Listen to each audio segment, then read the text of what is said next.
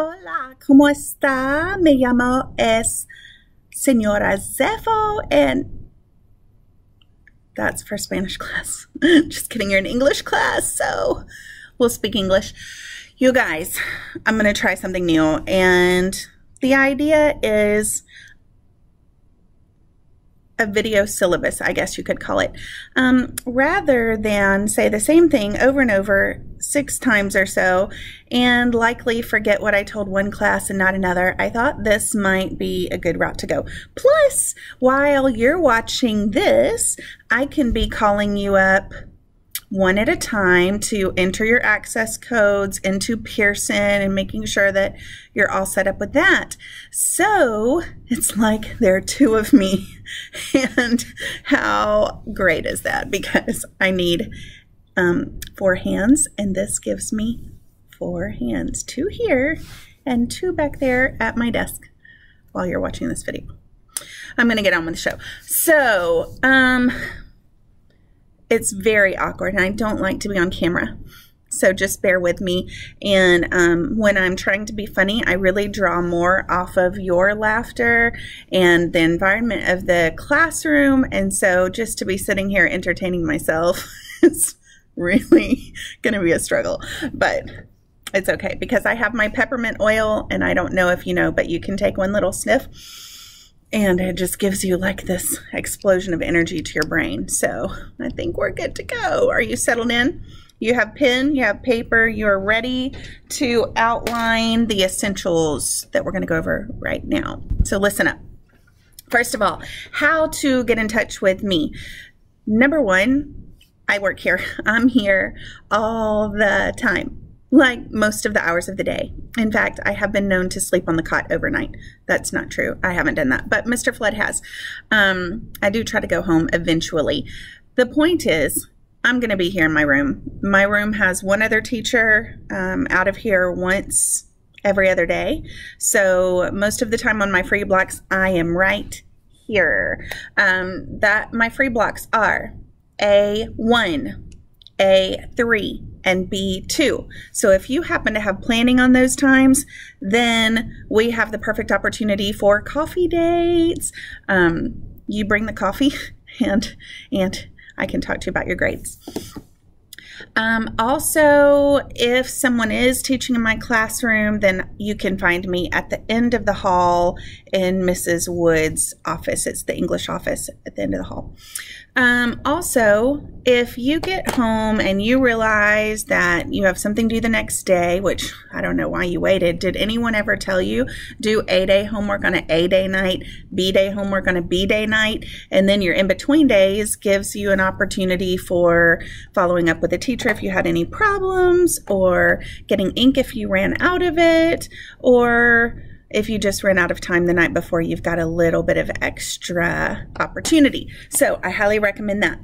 Anyway, if you are working the night before something is due and you need to get in touch with me, your only option is texting me, because after I leave here, if I ever do, I will not be checking email at home. In fact, I don't often check over the weekend. You can't make me, but I will respond to your text messages. So I'm going to give you my cell phone number at 770-853-6860. Just be sure when you text me to say who you are, because I'm not about to save 90 contacts in my phone. So you have to say, this is Elizabeth and I would like to know da da da da, and I'll get back with you as soon as I can.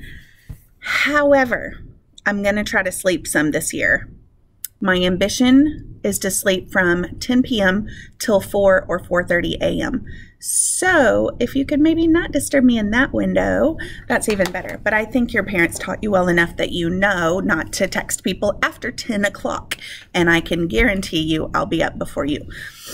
What's another way to get me? If it's not urgent, email me, because I'll get it at school the next day and I will respond quickly, definitely within 24 hours, sometimes within seconds. So you can do that, especially if it's during school hours. So text is if you're home and it's the very next day. Texting is not, "Hi, Miss Zepho, what up?" do you eat McDonald's, or are you sort of only into whole foods, organic foods? That's not the purpose in giving you my cell phone number, but I do want you to have access to me so that you don't have an excuse for not having your work done and done well. Let's see what else I need to talk to you about. I guess I'll tell you about the course. This is British literature, regardless of what level you're in, on-level, honors, or even advanced placement English literature and composition. The content, the vehicle for the learning is still British literature. So even though the skills change slightly or become more advanced, we are studying British literature. So will you hear the word England often? Yeah, like every day. Plus, you're surrounded with Union Jack stuff, at least for a while. Big changes coming to this classroom soon. I'll talk to you about that later. But I wanted to tell you just to expect it, because it's like going into a French class. You sort of expect Madame Bon is going to teach about French culture, and she's going to say France a lot. The same is true in British literature. So please don't get your feelings hurt if you weren't able to go on the England trip. No worries. I know there are many different reasons people can't go on the trip, and I can't even take everybody who wants to go. So I understand that. So I hope it doesn't frustrate you that some of the other kids will be able to make those connections that they have seen visually, but I have lots of pictures to show you and lots of foods for you to sample throughout the year so that you get a sense of what it's like to be there. If I can't fly you there myself, I'm going to do my best to take you there, transport you every time you're in my classroom. So aside from British literature, I'm really trying to get you guys ready for college. It's one of my biggest passions that you go away to college feeling like, okay, I'm ready for this. I got this. Bring it on. I don't want you to go away to college going, grammar counts. I was never good at grammar. Or what do you mean write 2 pages? I've never written 2 pages. Read a novel. You know, and then college goes poorly. So am I tough? I don't know. I don't know what reputation I have, actually. I think I have a reputation for being strict but loving. It's true. Strict in the sense that I do enforce school rules, but I'll talk about that later too. But it's just that I have high expectations for you academically.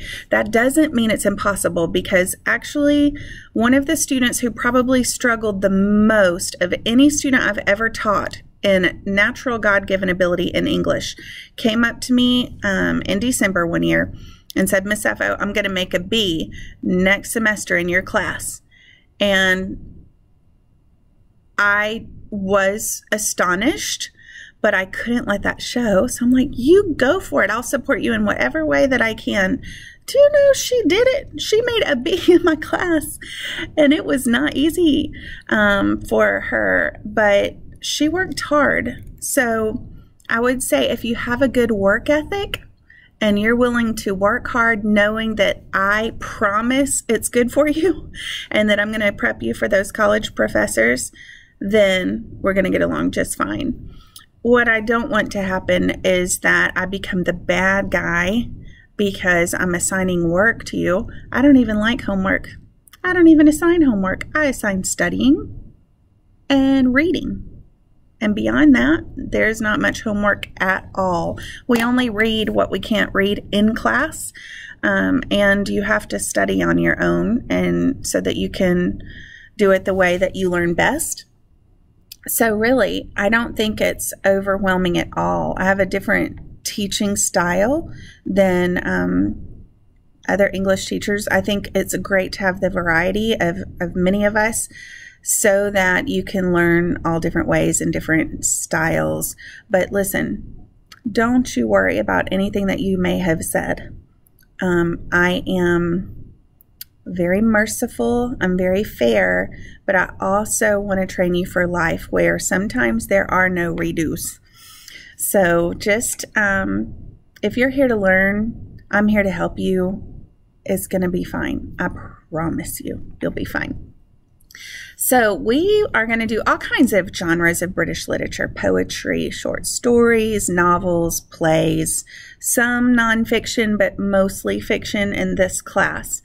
And then that is to expose you to England's greatest authors and works. When we don't read a whole work, we'll at least read a little snippet of it, if it's really famous, just so you have an idea of the super greats in British literature. But also, I'm taking you on a little journey from the beginning of British literature all the way to modern times. So we get to track all the changes in language and what happened culturally or politically or socially or whatever to influence the changes in literature. So that's kind of our goal in literature. We also will do vocabulary on level and honors. You guys will be doing vocabulary.com. If you had Mrs. Wood last year by chance, you are already familiar with it, but it's going to be an online way to practice and assess, and it's really cool. And it's customizable, so you can kind of go at your pace, but we will be assessed over 20 words every 2 weeks. And AP, you're not doing those same Sadler or Oxford words. We're sticking with the same list that we've done in the past, just because they're so, like, you're going to use them in real life. They help you with standardized testing. So if you're still taking that SAT or ACT one more time, these vocabulary words are going to help you. But AP, I think you guys have a pretty expansive vocabulary already, so we're going to focus hard on the literary terms like metaphor and simile and oxymoron and a whole lot that you haven't heard of before, because we're going to get you ready for that national AP exam. Grammar. Grammar. It is not my favorite, but it's essential. And it's essential because I think of grammar not as a component unto itself, but as the language that we use to talk about writing. So if I tell you, I advise against ending a sentence with a preposition, well, if you don't know what a preposition is, that doesn't help you. So grammar is the language of writing.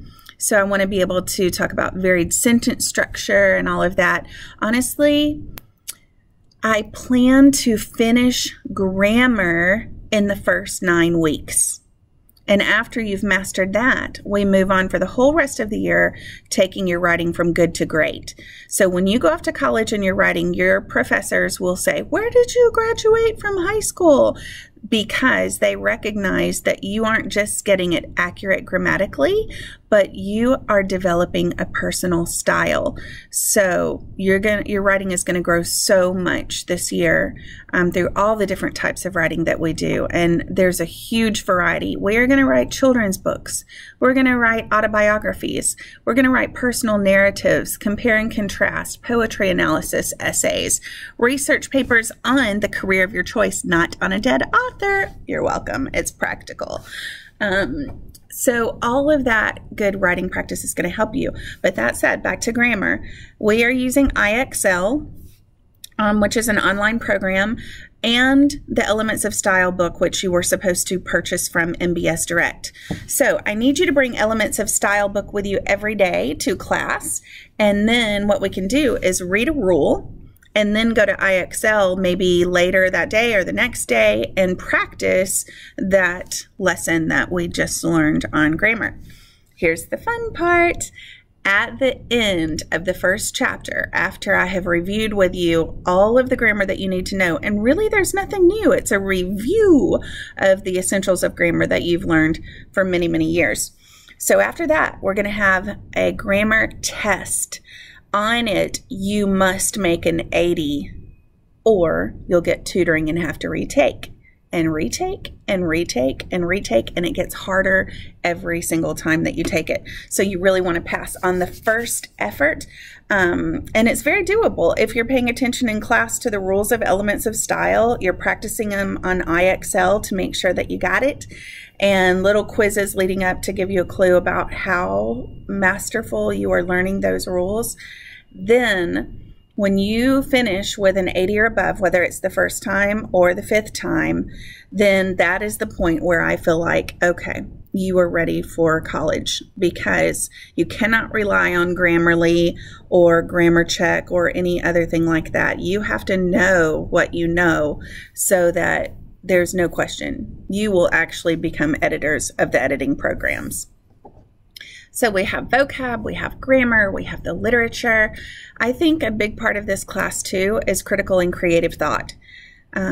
Corporate executives these days are looking for I don't want to say it. They are worried less about your degree than your ability to think. So they don't mind hiring newbies out of college or graduate school if those individuals can prove that they are incredible thinkers.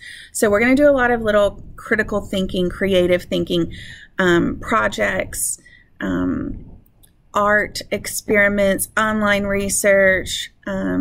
I have a lot of tricks up my sleeve, and I'm excited about it because it makes you think, and often you get to choose your topic or your interest so that you're even more engaged in the learning process.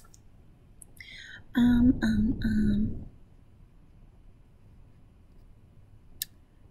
also have a devotion every day, and that is because it's a Christian school. So biblical integration is huge to me. I won't usually just try to tack something onto our content. It's that who I am a follower of Christ. I love him. I can't do life without him. So in my however many years of life that I've been living, God has taught me a lot of things through hard lessons. And if I can make it easier on you to learn from somebody else's mistakes, or if I can encourage you in what is usually a fast-paced, exciting, and sometimes scary and anxious-ridden year, then I want to give you the tools through scripture and prayer that I can to encourage you in your walk.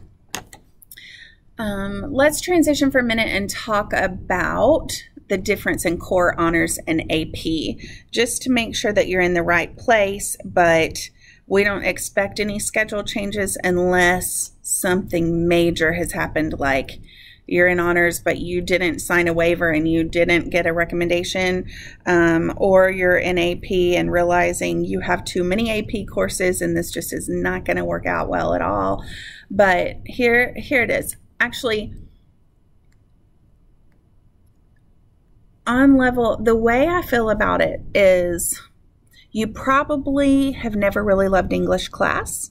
You don't consider it one of your strengths. You might be really, really good in science or math or music, but English is not really your thing. That's okay. It does not mean that you will continue not to like it, because y'all, I love British literature, and I love England, and I love good food, and I love having a good time, and I love trying new things.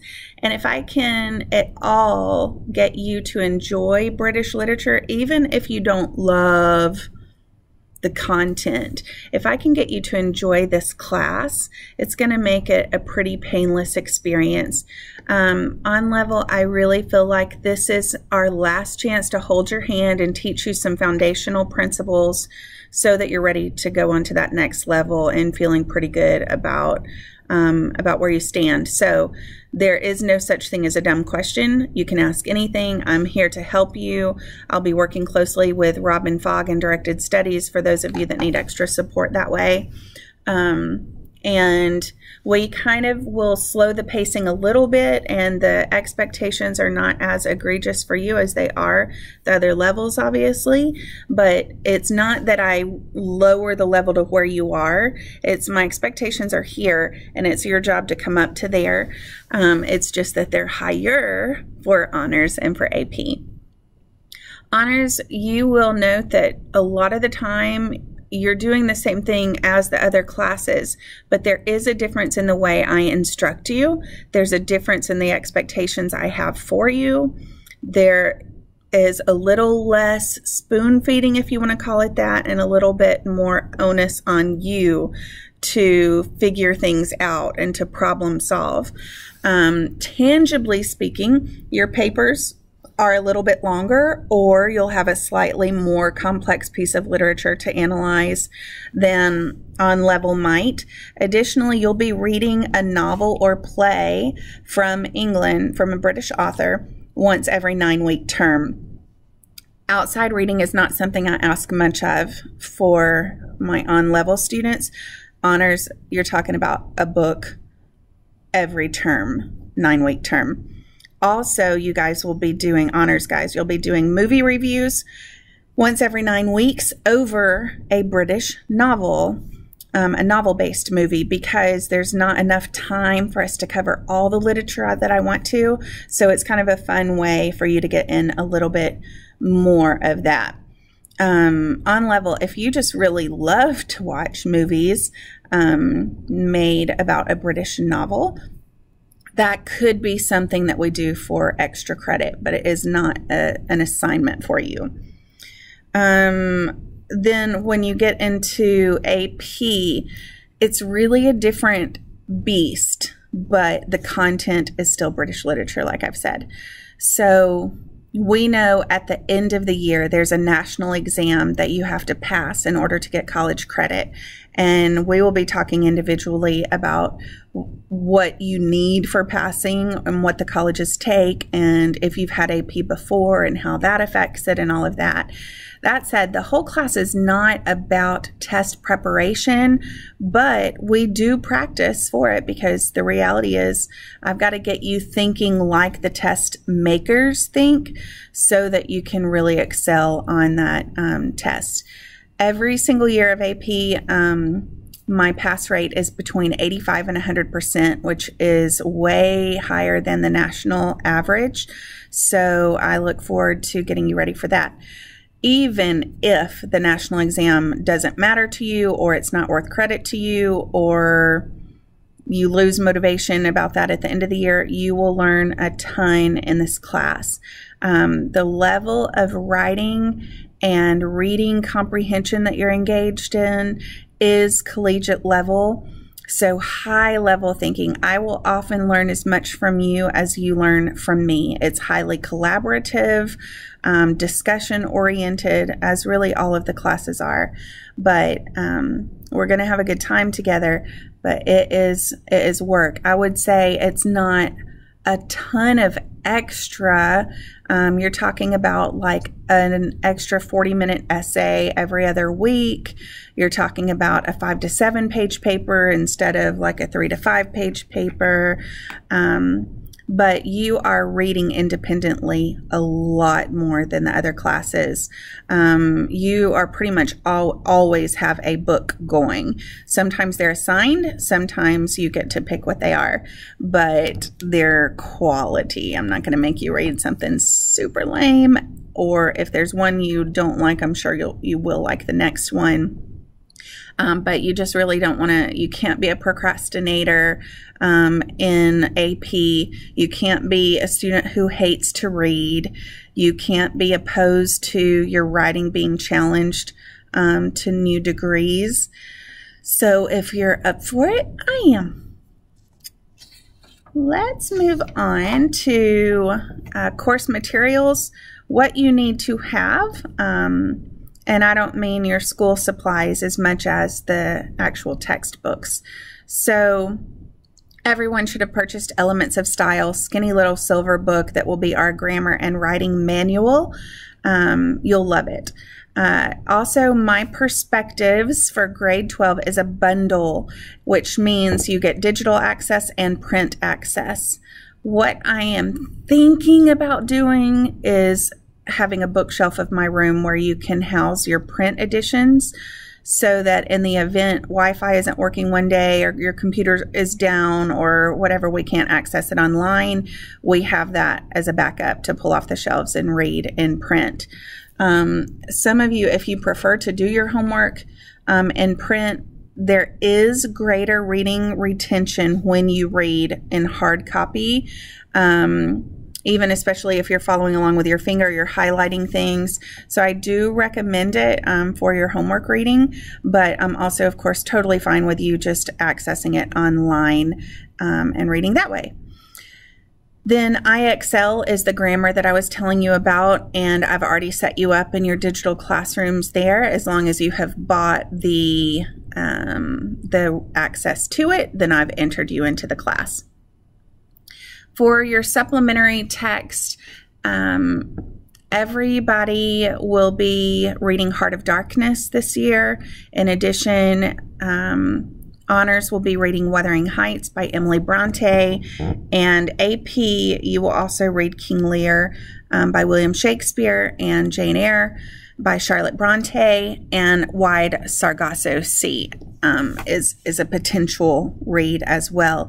The others will all be up to you. The thing is, I'm not telling you anything that is an additional charge, because you can get any version for these. I will not require a specific ISBN. That means a library copy is fine. Did you know libraries still exist? They do. You can rent from them for free. It's a novel concept. Pun intended. Also, you could use an electronic version. That would be fine with me. And plus, many of the classics are available for free on your Kindle or electronic device.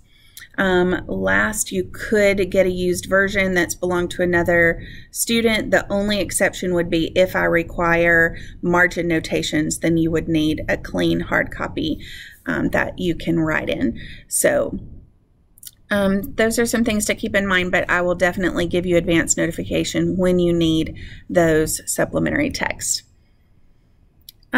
Basic school supplies will serve you just fine in here. A 3-ring binder or a part of a binder that you use for multiple classes is totally fine.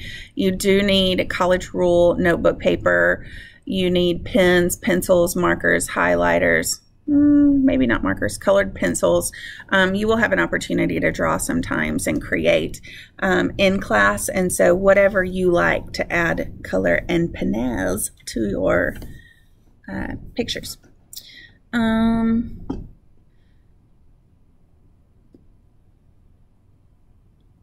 Let me see. Let's talk about category weights. And here I can't go into a lot of detail because it depends on which course you're in. If any of you want a really better articulation of the difference in on-level, honors, and AP, you can request access to the syllabus, and I could email it to you or whatever.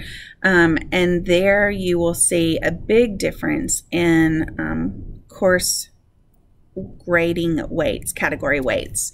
The largest category for everybody is writing compositions and test and projects.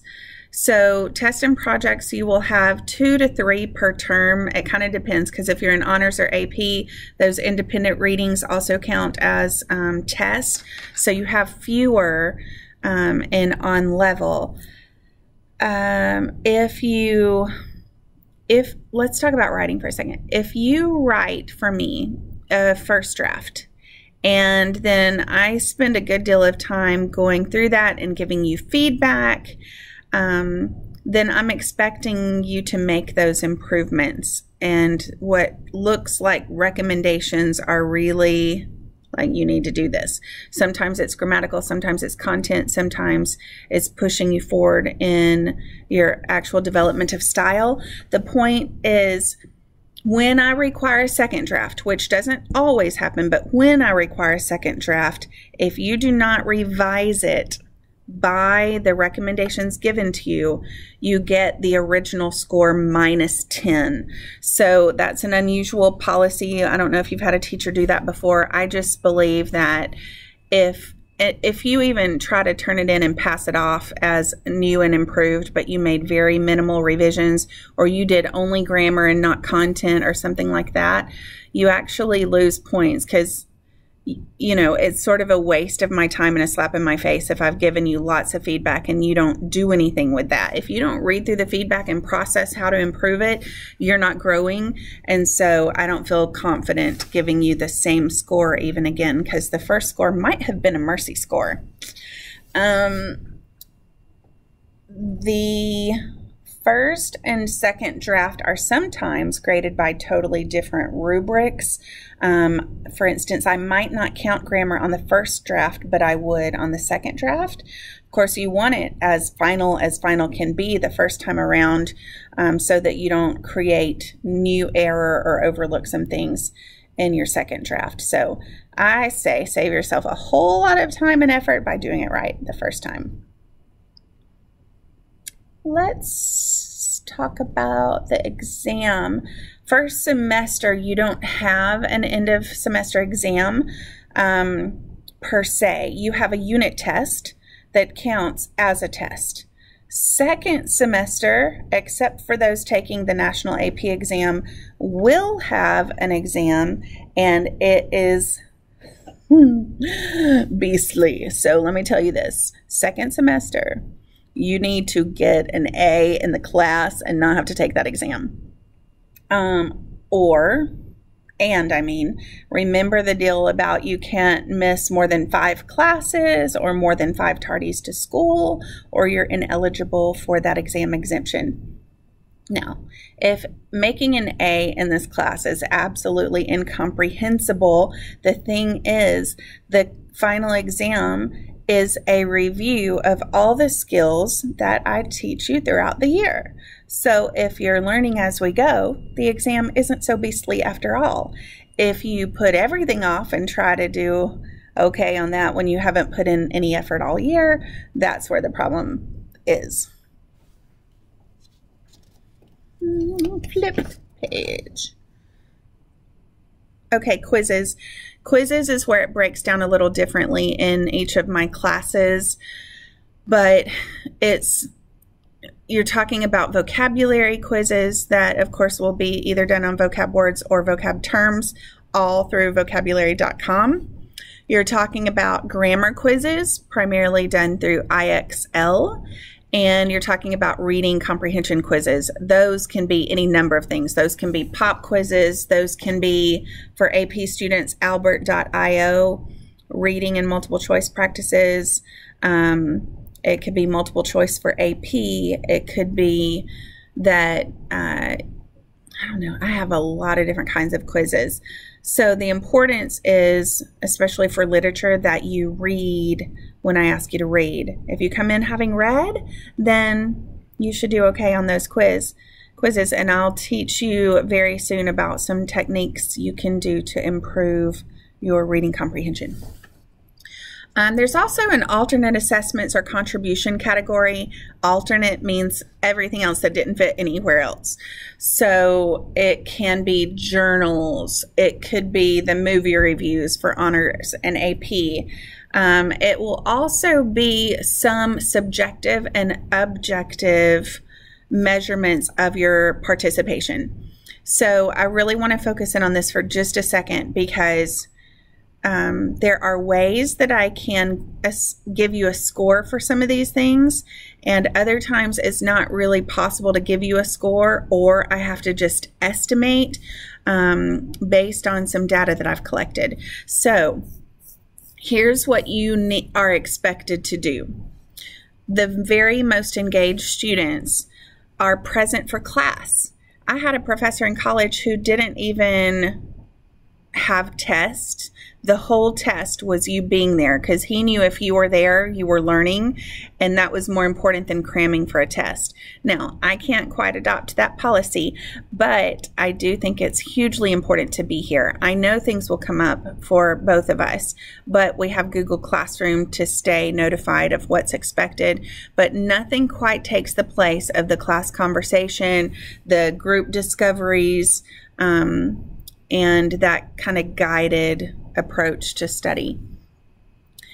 In the rare instance that you show up late for class, I'm not talking about checking in late for school, but if you are late for class because you had a meeting with Dr. Tracy Holmes about college or whatever, or you were playing in the chapel band and had to perform for middle school, I need a note or an email from that faculty member that is explaining why you're late. Don't just show up like, oh, I'm sorry, I was blah, blah, blah. Well, where's your documentation from a teacher? Because I'm going to need that. Also, you bring your materials to class. If you don't have the materials that are needed, you will lose 10 points per day every time I do a random check. So let's say you don't have your Surface Pro one day, minus 10 on that particular category. Or let's say Elements of Style, we're working through a chapter in there and you've been told to bring it every day. Everybody has theirs except you. That's a minus 10. Again, I don't check every day, but when I do those random spot checks, and at any point that I see you without what you need, then you have the potential of losing 10 points. So the grade starts out at 100 for that particular book check or materials check, and it drops from there every time you're unprepared. So come prepared. It's an easy grade. You're also, the most engaged students are coming to class prepared mentally, as in they did their reading the night before, they did whatever they were supposed to do in preparation for that day, and they're ready to dive into discussion. I expect you to all volunteer daily to read aloud, to ask thoughtful and relevant questions, to contribute to the analytical dialogue. There is no flying under the radar in my classes, and most of my classes are medium size, and like one big one, one small one, but I really want to hear from everybody. I can't let you walk through my door, sit here for an hour and a half and leave, and we never spoke. I want you to be a vital part of this class so that when you're absent, the whole class suffers as a result. Like, oh my gosh, they're not here and they always have such great insights. That's what I'm looking for. In class, you're always participating, never ever sleeping. You're not working on homework for my class or another class. If I give you time to work on your homework and tell you that's what it's for, fine. But you should not be coming in and the rest of us are working on grammar, but you're trying to read the passage from the night before. Nope, it has to be done before you get here. You cannot use your electronic devices without teacher prompting. So it's not that you perceive there is a transition happening in class, which would be the perfect time for you to check Facebook. That's not happening. When we're in the English class, we are working on the stuff for this class. Pretty simple. So don't think, oh, well, I have chemistry after that, so I think, or whatever, pre-cal or whatever. So English time would be a great time for me to find 10 or 20 minutes that I can finish up that homework. I will take your book away from you because I need you here focused on this, and I'm putting in a ton of effort on every single day's plans and procedures and how you're going to increase in your skills and your content knowledge. So I expect you to be present, mentally, physically present. On the whole, the very best students who achieve the highest scores in their contribution grades, who achieve the highest scores on their behavioral grade on the report card, these are the students who, on the whole, are making a considerable effort to become valued contributors and collaborators within the classroom environment. Okay, a few nuts and bolts of this particular classroom, like the structure of the course and how I run things. We will have any kind of thing that has to do with reading, writing, grammar, vocabulary, research, critical creative thinking, and communications.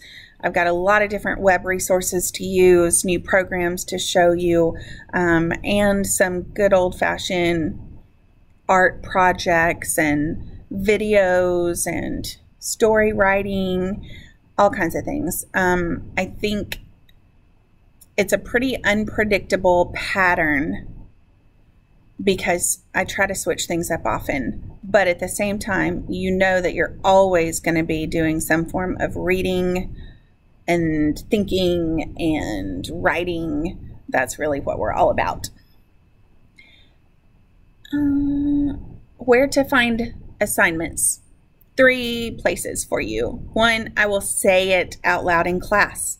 Number 2, I will write it on the whiteboard at the front of the room every day so that you can come in and jot that down in your agenda or calendar. And I plan to post on Google Classroom all of your assignments with due dates so that you know what is due.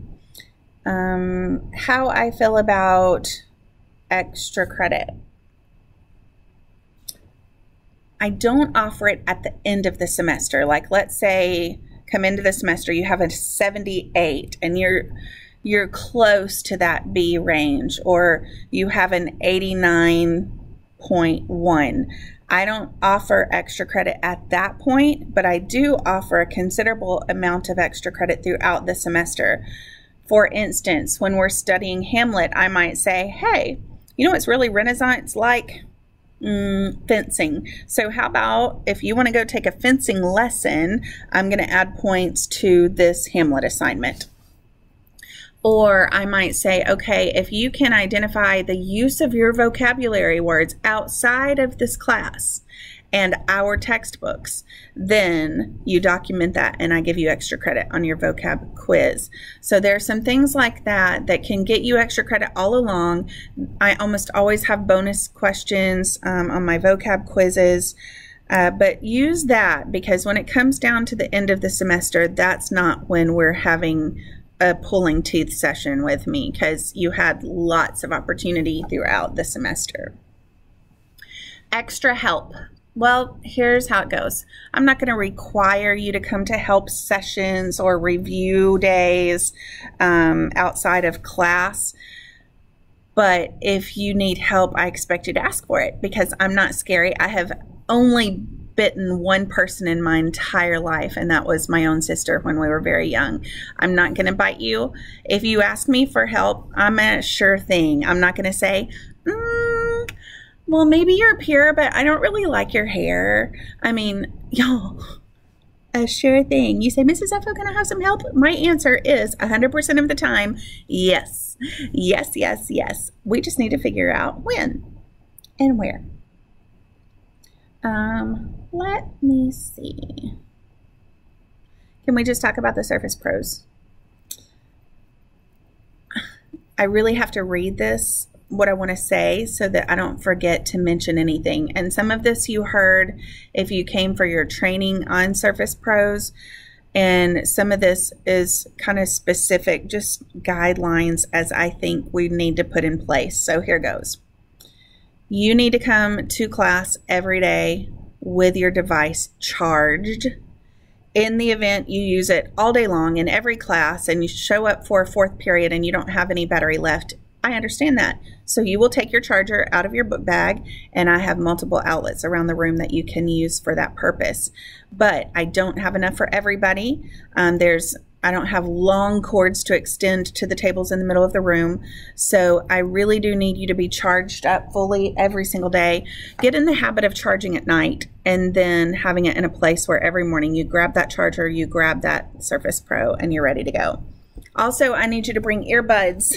I hope you have them, or else this whole thing is really awkward because you're just seeing my mouth. So good job bringing your earbuds. Those of you who showed up at meet and greet, I was able to remind you about that. The IT department will not issue loaners like you forgot yours or it's in your mother's car or something like that. The only way they give you a loaner is if you turn yours in for repair, they give you a loaner. Other than that, I mean, I think class would be very boring if we have a lot planned on the Surface Pro and you don't have yours with you. So I really need you to make sure you have them. You're not using other people's. Let's say you have a friend who you think they're probably not going to use it in math class that day, so you'll just borrow theirs so that you have one in English class because you left yours with the babysitter. You can't do that. You've got to use only yours because there's so many features specific to you and passwords and access, and plus if there were damage done to a computer, the owner would be responsible for that. So guys, if somebody asks if they can borrow yours, tell them Mrs. Zeffo said no. Okay, don't use somebody else's computer. Also, don't reach over and be typing on somebody else's or grab their keyboard. Like, these are expensive things that we want to take good care of.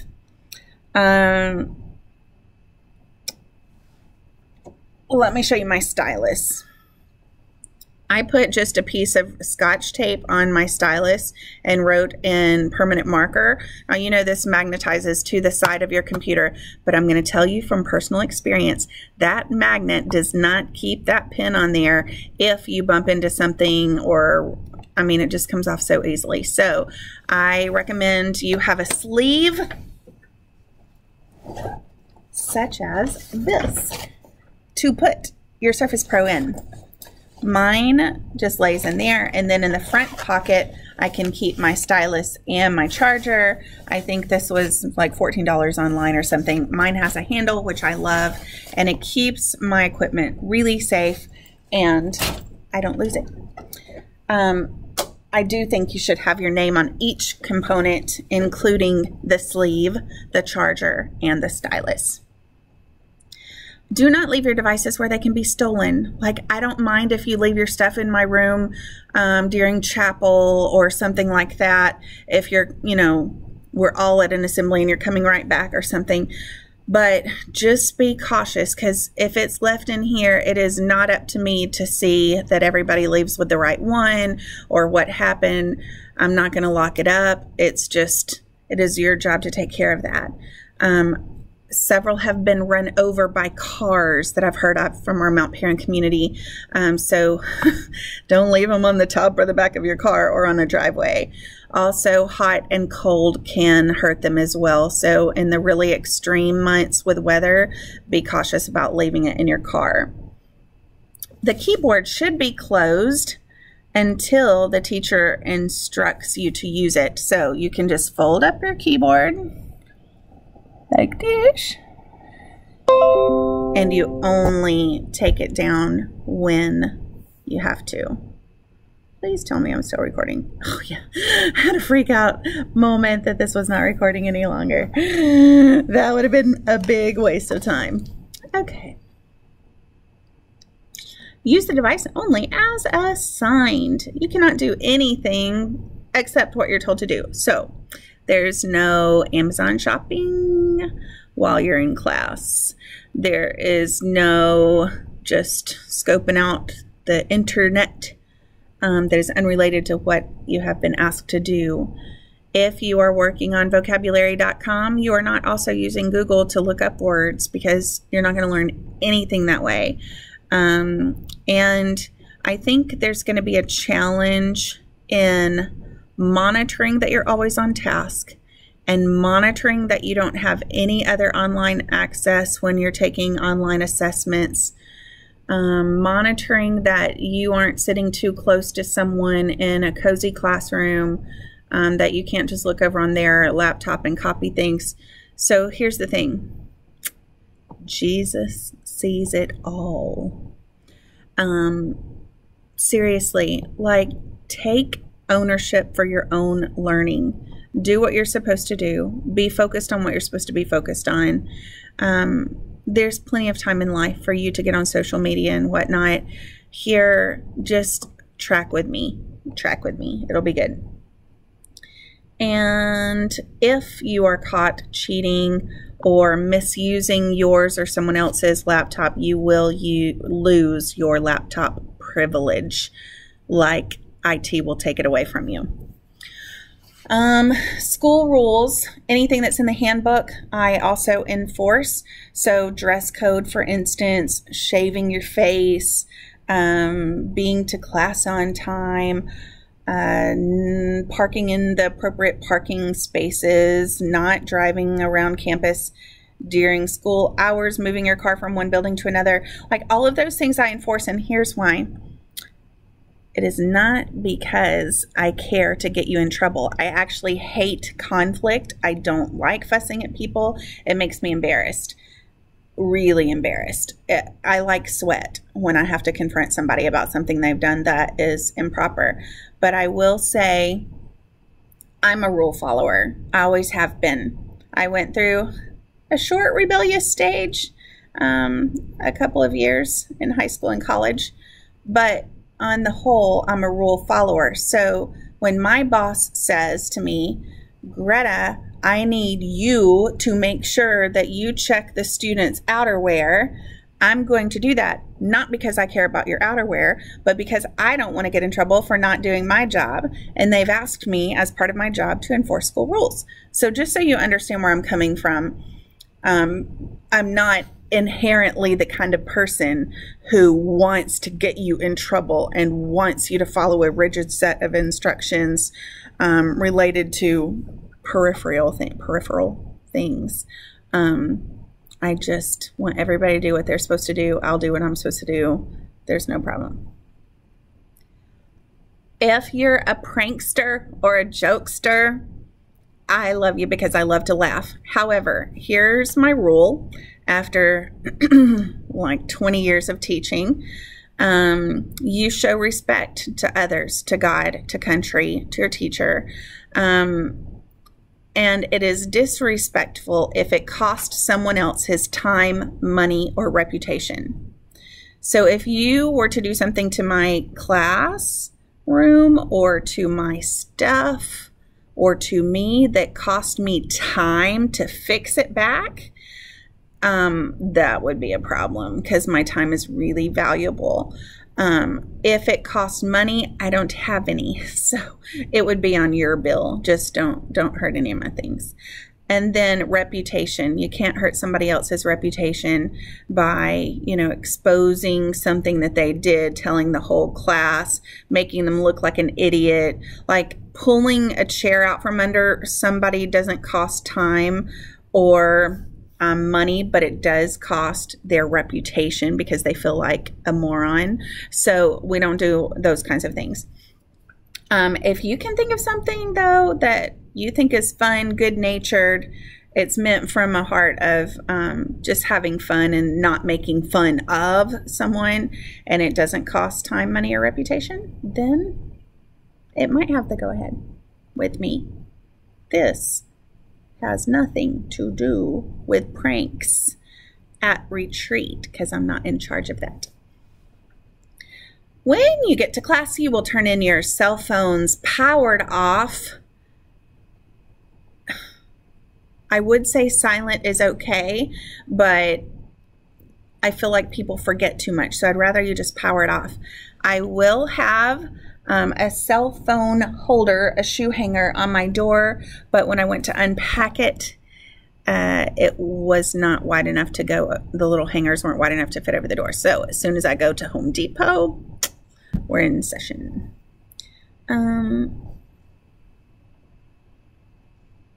You shouldn't really need your cell phones. We're going to use the Surface Pros, but if we're using an app or something that I want you to use them for, I will let you know.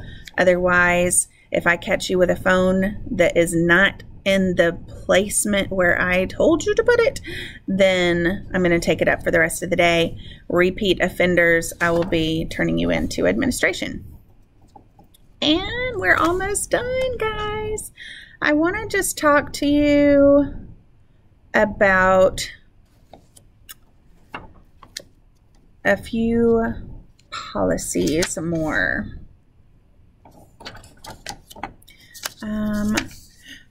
What do we do in class if you're all done with your work? Like you finished a quiz super fast and you're ready to move on, but not everybody else is.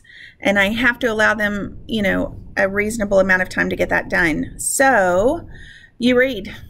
That's what we do. We don't just get on Facebook, Instagram, Pinterest, Twitter, Flickr, anything else. We just read. So if you have an electronic book, that's okay, but I'm going to come check and make sure that you're reading a book. I have lots of books in here. You're welcome to borrow. If you take it out of the room, though, I need to sign it out like a library would. It's fine for you to do. I just need to have record of that so that I know from whom to get it back and to know that it's not in here if I should need it.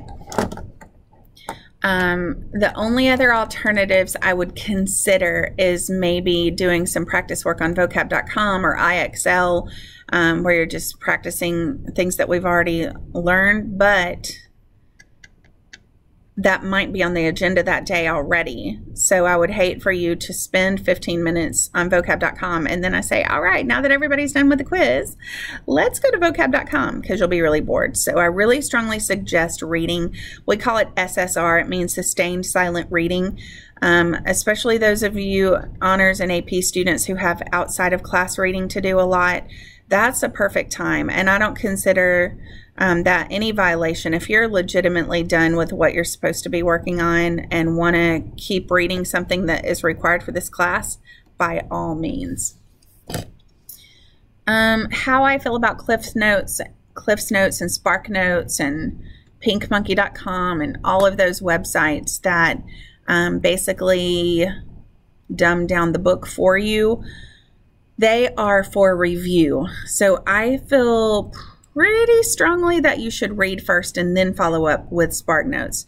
Now, my husband thinks it's perfectly fine for some brains to read SparkNotes first and then read the full text, because then they know what they're looking for. That's okay if you are truly going to do it.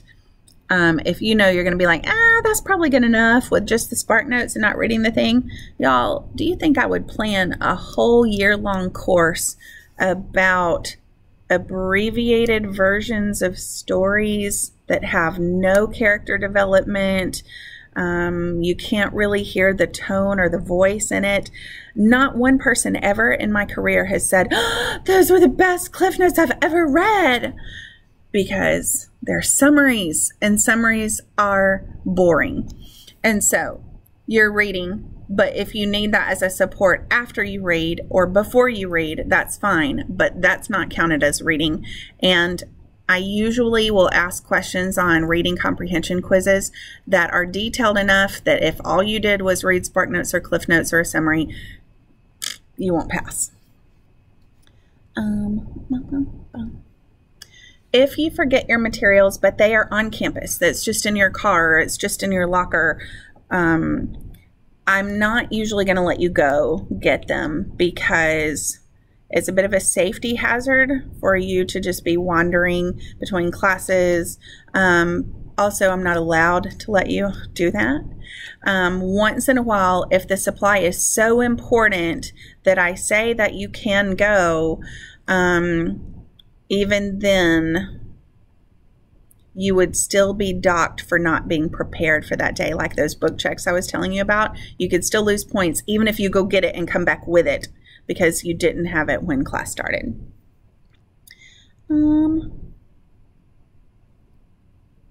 All homework and assignments are due at the beginning of class, and so you can't really finish it up when you get here. Let's talk about gum for a second, because this isn't a school rule as much as it is a Miss FO rule, but I hate it. Don't you ever, like, have you ever crossed your legs or something under a desk and you got somebody else's gum on your knee? See, that will make me vomit. I don't like that. I think I was scarred in my teenage years by my little sister's gum getting in my hair while she slept in my bed one night. And it was way up high. My mom had to use peanut butter and mayonnaise to comb it out of my hair. Y'all, that's nasty.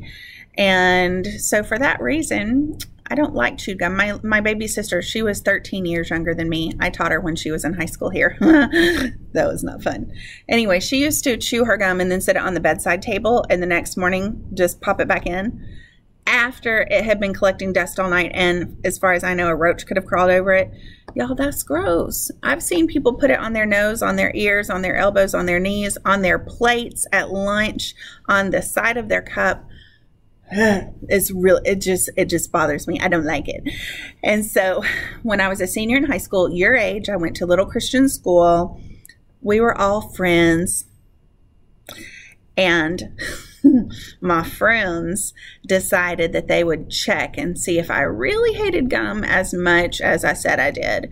So 14 of my friends got together, chewed up a bunch of gum, all different colors and smells and kinds, flavors, wadded it in a ball, rolled it around in some dirt and some fuzz and some hair, and stuck it under the door handle of my car.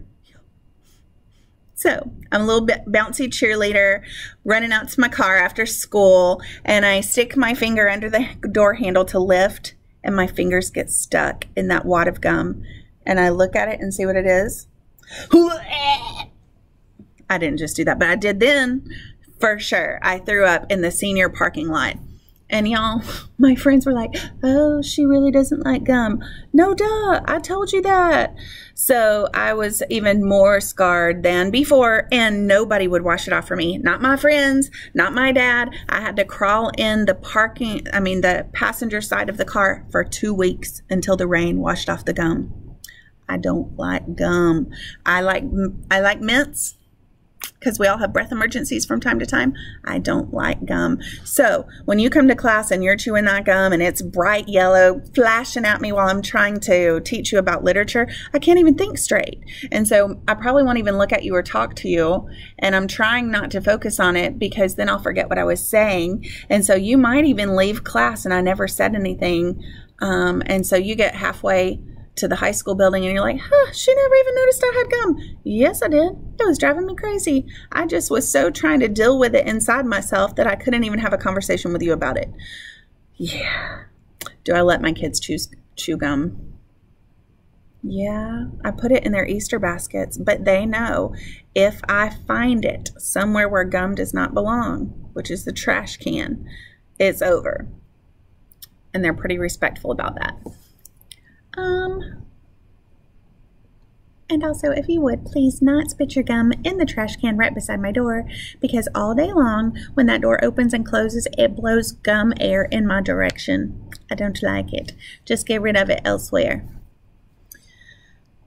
If you're absent, I think you know the deal. You have to have a doctor's excuse turned into Miss Palamaki. She gives you an excused absence, which I can view on Net Classroom, and then I can allow you to make up your work. But it must be made up within the number of days that you were absent. So if you were absent for 1 A day, then you should have everything ready to turn in the next time you show up on an A day. If you miss 2 A days, you have 2 A days to get that made up, but you do need to schedule an appointment with me to do that. Be sure to be following along on any reading assignments. If that's possible, check Google Classroom to see what we're doing and go ahead and take care of as much as you can before you get back. I don't do makeup work during class because then you're getting further behind because you're not doing what we're doing while you're making up a quiz. So you can't do it during class. Schedule some other time before school, after school, lunchtime, during one of my planning blocks. It's possible even if I have another class that you could come in and do it then if you're on free block. Just let me know and we'll schedule a time. Want to talk about field trips? And by talk about, I mean you listen to. I'm going to talk about field trips. I think I'm the only English teacher who currently does field trips, and I do one every year.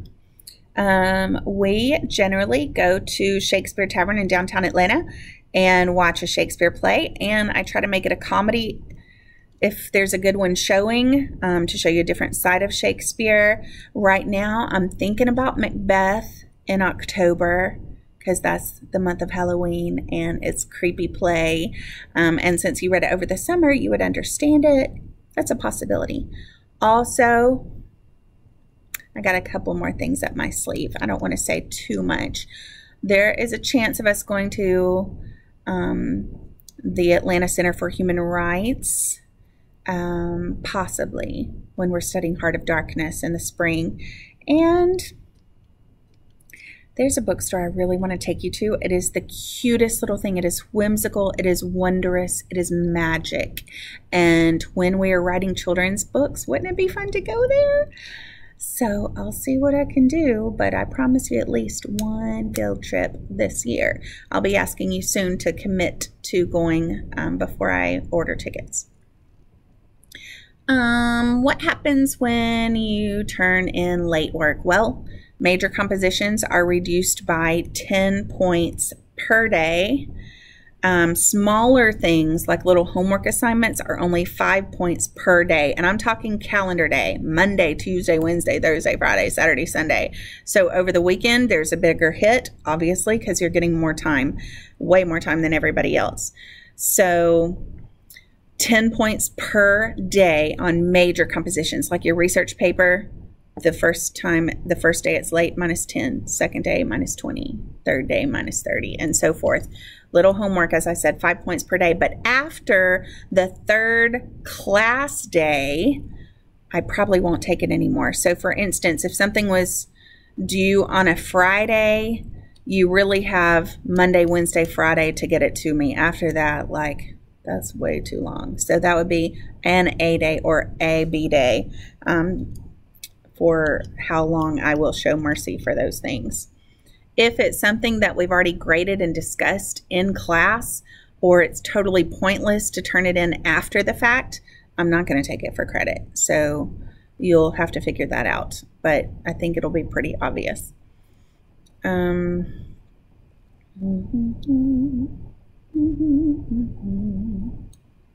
Yes, that was a tune from Shrek while I sit here reading my notes. Let's see. You will be required to turn in assignments in several different ways. It might be that I ask you to email me something, but rarely. In fact, I really don't want your work through email unless I think this is the very best way to get it to me. Usually it'll be through Google Classroom, and often it will be hard copy. Do you know I still grade better in hard copy than on a screen? That's reality. Even though I love the convenience of turning things in on Google Classroom, if I feel like I can do you a better service by looking at it in hard copy, then I'm going to do that. So refer to Google Classroom or my announcements in class, or where it's written on the board, to determine how things should be submitted. Remember that if you have a football game one night or practices, you are required to go to 2 class periods that day in order to participate that evening. At this point in your life, we should really be learning for learning's sake. That means we want to shift away from grade-motivated learning. Though objective assessments do still continue to be a societal measure of proficiency, but what this means for you is not every assignment will be graded. Not everything you do will even be collected. But there's something to be said for drafting and revising and peer editing, so you should still put a strong priority on non-graded work. Like if I say, we're not going to have a reading quiz tomorrow because we already have a vocab quiz, but I do also need you to read these 3 pages of this medieval folk tale or something. Well, you should still do that, even though you would think there's no real tangible objective assessment she's going to give over this. So I think, you know, if I'm weighing what I can manage to do tonight, I don't think I can manage to read tonight. See, my stuff falls to the bottom of the list, and a lot of times because what I'm telling you is your homework is to read, but then you can't participate in class. And then our class discussions fall short. And then you don't understand it well when the real assessment comes along. And mostly so that we can have fun talking about and exploring and investigating the things that we read, you have to read. And I say that with a look on my face like, oh, you have to read. But like, you have to read. You get to read. Reading is an escape. It takes you to unknown universes. I'm trying to hurry this up, y'all. There's so much to tell you. How about keys to success? This equals #winning in Miss Evo's class. Complete all your reading assignments on time. If you need help, ask. The answer is yes. Avoid senioritis. I should know. I had it the worst of any of y'all. You guys, my senior year in high school, I showed up late every single day with wet hair, no makeup, and a cup of cereal. Some of those things are still true. But I had been tardy so many times senior year that they said 3 tardies equals an absence, 20 absences equals a failure to graduate. So you can do the math to figure out how many times I was tardy to equal enough absences that I almost didn't graduate over tardies. It was sad. I quit the cheerleading team. I was president of my senior class, and we wanted to give a gift to the school, but at the end of the school year, we had negative $13 in our bank account for the senior class. So we pitched in our Taco Bell money and bought a wall clock. Standard, traditional, round, industrial wall clock. I'm so ashamed. Senioritis is bad. Your grades will drop. Apathy goes up. You think everybody hates you and nobody loves you. It's just we don't like your senioritis. So don't go there. If you feel it starting to happen, pray, work harder, and figure out what you can do to engage in the process. You're almost done with school. I get it. But did you know that at Georgia, University of Georgia, they had to rescind offers, as in they told some students, yes, you can come to UGA for your freshman year. And then when they saw their spring semester transcripts, they were like, oh, yeah, no, can't come here. So it's literally summertime, and the kids don't know where they're going to college in the fall because Georgia doesn't want them now. So you have to stay engaged all year long, and English is mandatory on your transcript. Winning. What else can you do? Don't procrastinate, because what happens? What happened is, I don't care if your computer ran out of ink, if you've known about it for a long time. That whole, well, I wasn't able to access my electronic textbook because my Wi-Fi signal wasn't working. Well, y'all, this is why we don't wait till even the night before. Do it the day it's assigned, then you don't have to worry about it. Pace yourself for things that are long-term projects. I mean, just do yourself this favor. If we talk about it in class, like a literary analysis, it's important because I don't give traditional lecture as much as we do talk about the literature, and the things we talk about in class become the test questions. So unless you're really good at memorizing conversations, you want to write down a lot of stuff. What else can I tell you? Check Net Classroom weekly and Google Classroom religiously, because Google Classroom will be updated almost every day, and Net Classroom will be updated at least once a week. If you are doing something long-term like journaling, just be organized with where those go. Google Classroom should make that pretty easy. Prepare adequately, participate assertively, take advantage of extra credit options. And I have some verses for you. I can do all things through Christ who strengthens me. I have the mind of Christ. God has a plan for me, a plan to prosper me and not to harm me, a plan for a hope and a future.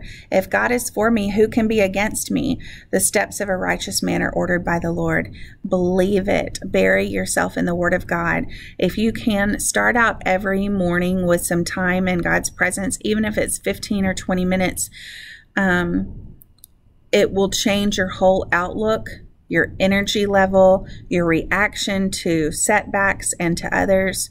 It's my best piece of advice for you. While I should have ended on that note, I do have to talk about cheating. I despise cheating. And I'm going to tell you a little story so that you understand why. Let me just get comfortable, because this is a sad story, you guys. So what happened was I went away to college, met a super cute boy in a cowboy hat with a British accent. The British accent turned out to be fake. I didn't find out for a while. But I was sort of head over heels from the start. Well, we ended up dating for 2.5 years. He even had the engagement ring. Everybody thought we were going to get married. But that didn't happen because finally I took the bananas out of my ears and listened to what the Lord had to say about it and broke it off. And soon after that, I met Peter Zeffo. So no regrets. But I wanted to tell you about Scott because he was really like so cute, so sweet, life of the party, and I truly did love him. He just was not right for me. Spiritually, very different levels. Academically, very different levels. And I could never dislike him because school wasn't easy for him, because listen to this, he could take apart the car engine and put it back together, but he couldn't pass an English test to save his life. Okay, that's the kind of person Scott was. So he wanted to be a special education major because he had been raised in special education courses himself, because academics, as I said, were not his strength. School, however, was easy for me. It was my favorite thing. Thus, I gave my life to living in a school because that's how much I like school. But Scott struggled to pass his classes. And so I decided that I would never cheat off someone else. But if he were to cheat off me, that really isn't my fault, right? So we had an English class together, and I sat right beside him, and I wrote really large and left my paper kind of where I knew he could see it. But in my mind, I'm trying to convince myself, I'm not doing anything wrong.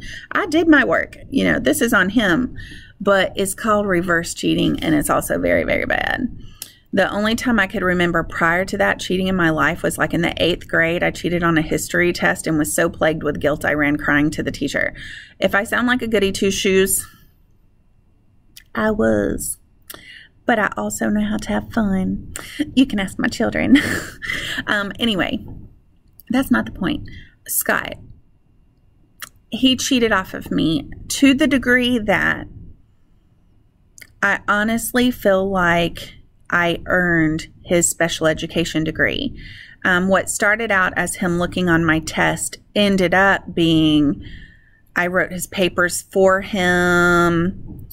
And the way I talked myself into believing it was okay is I would say, like, I'm going to teach him how to do it this weekend. He just doesn't have time right now.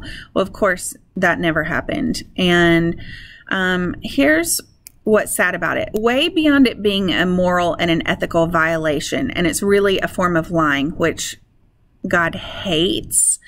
When Scott graduated, I had my degree in secondary English education, and he got a degree in special education and started interviewing for jobs. And while I was no longer dating him at that point, of course, we had mutual friends, and I would follow up on what was happening and stuff. But he didn't get hired to teach special ed, and that was his passion in life. Why do you suppose? If you're thinking it's because he didn't know the content, because he didn't work for it, you are correct. And I should actually have dual endorsement on my certificate that says special education and secondary English education certified, and I don't. So we both lost. And do you know what kind of skeleton that is in my closet? Do you know how plagued I have been all these years with the fact that this man cannot do what he felt created to do because I robbed him of the opportunity to learn? It's a heavy weight, y'all. It's like I could cry about it a little. But I have given it over to God, and I've asked for the Lord's forgiveness, and I pray that Scott forgives me. Guess what he does now? He drives a FedEx truck.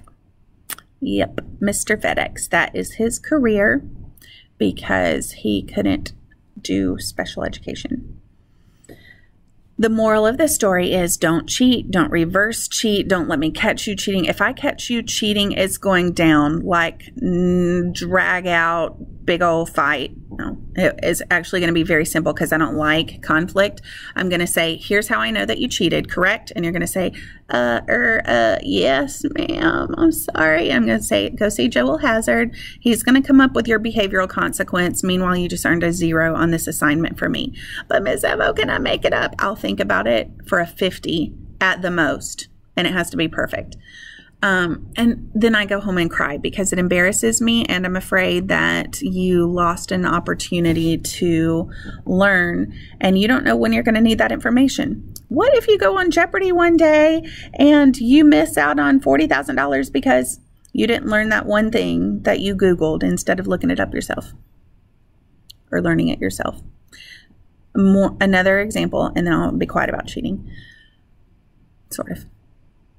There was a guy who graduated from Mount Perrin, and he was brilliant, and he was slated to be the valedictorian of his class. Except with all those AP classes and everything, he got really stressed out, and he cheated on his last paper for me. So it was pretty obvious he had found a paper online or parts of it, and so I had to turn it into administration. Well, guess what? They said they could not make our school valedictorian a cheater. Like, a cheater doesn't get to be valedictorian. Y'all, he lost college scholarships to a significant degree and the title of valedictorian because he cheated in my class. I think we maybe have underestimated a long time how severe cheating is. We think it doesn't have any repercussions. We're like, what's the big deal? Like, he's cute. He asked for my work. I have it done. It's no harm off my back. What even is the saying I'm trying to think of? Skin off my back. No harm, no foul. No skin off my back. That's called mixing metaphors. Anyway, I'm really good at that. Those are the reasons why I'm so adamantly opposed to cheating. So I know you understand, and I know that you know the consequences that you face if you violate that. So what is cheating? I mean, duh, y'all. It is getting or receiving information besides retrieving it from your own head for a test. Whether you're the supplier or the receiver does not matter to me. It's still cheating. Reading literary summaries or watching movies instead of reading the text itself is cheating. Finding out quiz or test questions. Like, you know, when you sit at lunch and you're like, so you had the quiz this morning. How was it? What did you ask? What was her bonus question? Y'all, that is cheating. And Jesus hates that. Like, do you want to offend the Holy Spirit and risk getting in major trouble with me and facing a 0 because you couldn't take 30 minutes to read your book? Oh, why? Using any device for recording, recalling, or sharing information without instruction to do that from your teacher is cheating, verbal and nonverbal. If you summarize, quote, or paraphrase material without proper citation in your written works, that is plagiarism and is against the law. If you have a cheating policy in your syllabuses for your other class, your syllabi for your other class, I wrote it because I'm the one on campus that cares a whole lot about you not cheating.